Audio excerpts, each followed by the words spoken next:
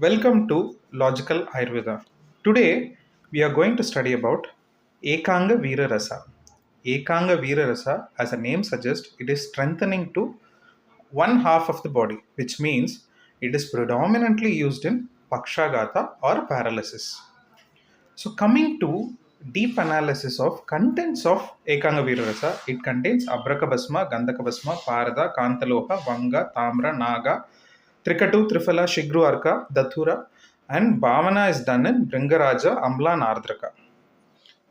So, where exactly should we give this Ekanga Virrasa? The Falashruti tells Pakshagatam Charditam cha Dhanurvatam Tataivacha Ardhangam Ridrasi Chapi Vishwachim Apabahukam.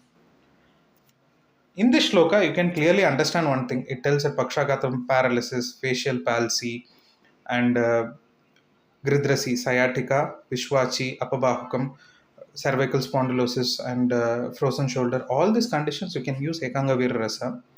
But how to use Ekangaveera Rasa? What is the guna, rasa guna, virya, vipaka, virya of the Ekangaveera Rasa? Where exactly we can use and what along the medicine that need to be prescribed along with the Ekangaveera Rasa, I will tell you in detail. So, if a paralysis patient, for a paralysis patient, Ekangaveera Rasa is a complete package.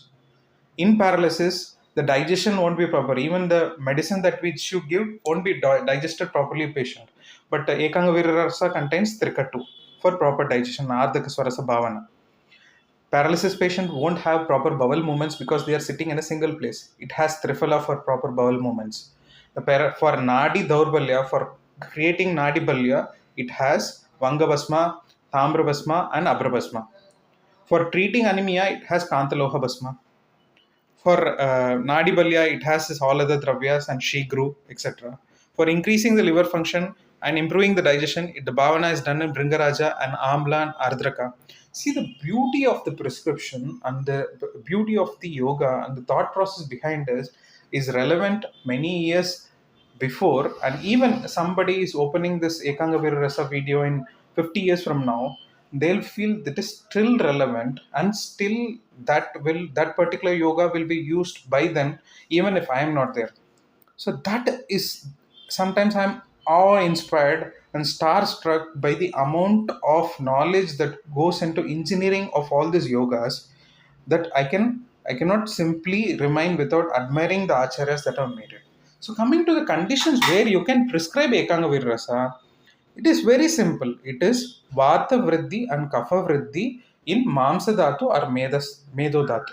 That is the particular conditions where you prescribe Ekangaveera Rasa. In any kind of neurological deficit, neural compromise, neurological conditions, or palsies, you can prescribe Ekangaveera Rasa. Be it cervical spondylosis, the pain that is radiating from neck to arm, be it frozen shoulder, the pain that is Vishwachi, the pain that is radiating from shoulder to fingers, carpal tunnel syndrome, Vishwachi, the lumbar spondylosis, disc bulge, all those conditions you can prescribe Ekangaveera Rasa wherever there is, specifically wherever there is signs of Kaphavrita Vata and the patient experiences the pain that is not localized to the specific area but rather moves around.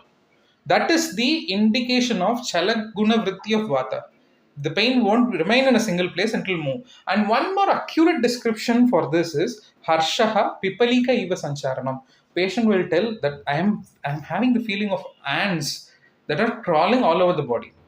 So that is the nature of Vata. It won't remain. The beat pain or beat crawling sensation that won't remain in a single place, but that will move around. It is a characteristic sign of Kaphavrita Vidhi in Mamsa Dhatu or Medo Dhatu. So there you prescribe Ekangaveera Rasa, and only one contraindication of Ekangaveera Rasa when the patient has severe ulcer, fissure, or Pitta Vriddhi or Ushna Guna Vriddhi or Pitta Anubandha. That particular condition you should never prescribe Ekangaveera Rasa. Why? Because it contains Trikatu, it contains Ardhaka, it contains all those Ushna Dravyas which will be otherwise harmful for the patient with an ulcer, GERD, or urinary tract infection, white discharge, etc. You should be very careful in prescribing. At least you should co-prescribe some of the medicines that can counter-effect the Ushna Guna of the Ekangaveera Rasa. For example, in Pitta Samsarga, in diabetic neuropathy, wherever there is Pitta Samsarga, I always make it a point to prescribe Ekangaveera Rasa with Balaguluchadi Kashayam and Avipattikara Churnam. In that way, I reduce the Ushnata of the Ekangaveera Rasa and take the Nadi Balya property of Ekangaveera Rasa.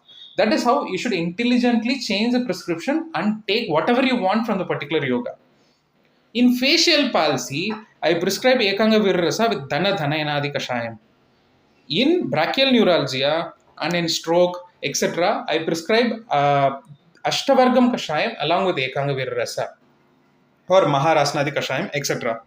So, according to the conditions, sometimes I prescribe it along with Bala Punanavadi Kashayam and Chandraprabha Gulika, depending on the conditions where I use and depending on whether or not the patient has shofar, ama, I co-prescribe the dravyas that will go along with it. So specifically, wherever there is kaphavrita vata and the patient experiences pain that is radiating in nature, that is not specified or localized to a particular area. Wherever there is tenderness, then that is pittavrita vata, rakta dushti. There you have to prescribe balla gluchadi kaisharagulu, all those dravyas. But Ekangaveera Rasa, wherever patient tells cervical spondylosis pain that is radiating in nature, there the first dravya that should come to your mind is Ekangaveera Rasa. And if the patient has stomatitis, GERD or Pitta Anubandha, definitely you should change the kind of prescription. You can prescribe it with Gairika Basmam, you can prescribe it with Gulichadi Kashayam, you can prescribe it with Kamaduga Mukta, etc. Depending on the nature of the patient and depending on the necessity that you have to go along with it and what is available with you, you should reduce the Pitta while choosing the Ekangaveera Rasa. All this Dhana Dhanayanadi Kashayam, Ashtavargam Kashayam, etc., they're excellent. Their potent action is on neurotransmitters, and that is how they improve the condition in cervical spondylosis or brachial neuralgia, in Pakshagata, etc.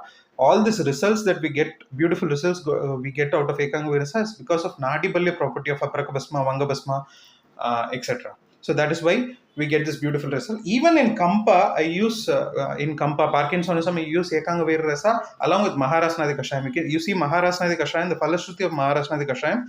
It is definitely told Kampa is a main Falashruti of the Maharasnadi Kashayam. So you can co-prescribe Maharasnadi Kashayam, Varuni Tailam, and along with Ekangaveera Rasa. Thank you.